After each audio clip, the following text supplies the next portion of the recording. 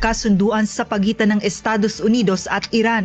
Muling nagsagawa ng airstrikes ang Israel sa timog na bahagi ng Beirut, kung saan tinamaan ang isang apartment building sa Dahieh, isang kilalang baluarte ng Hezbollah.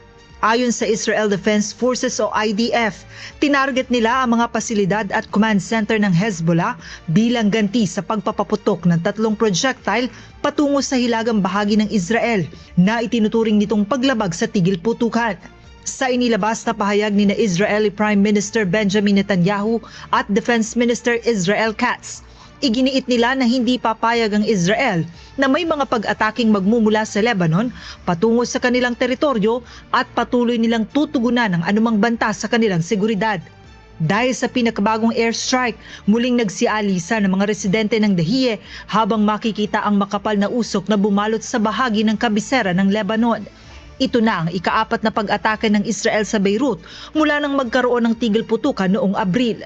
Ang pinakahuling pag-atake ay naganap sa panahong nagiging positibo ang takbo ng peace deal sa pagitan ng Washington at Tehran na inaasahang magwawakas sa mahigit 3 buwang sigalot sa gitnang silangan.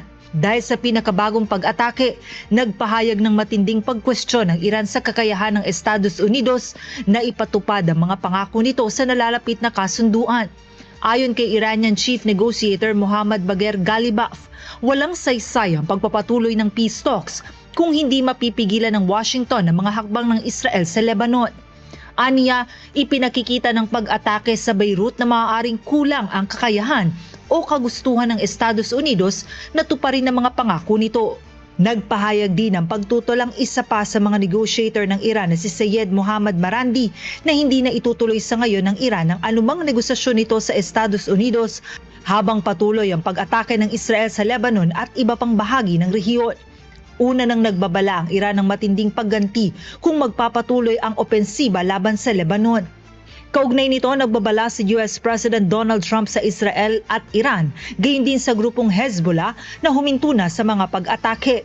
Ayon sa US President, hindi dapat nangyari ang pag-atake sa Beirut, lalo na ngayong malapit ng maisapinal ang kasunduan sa gitnang silangan.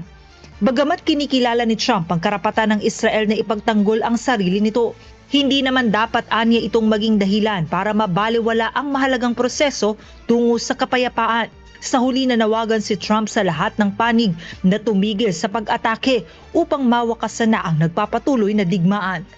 Joan Nano, humahataw sa balita ngayon.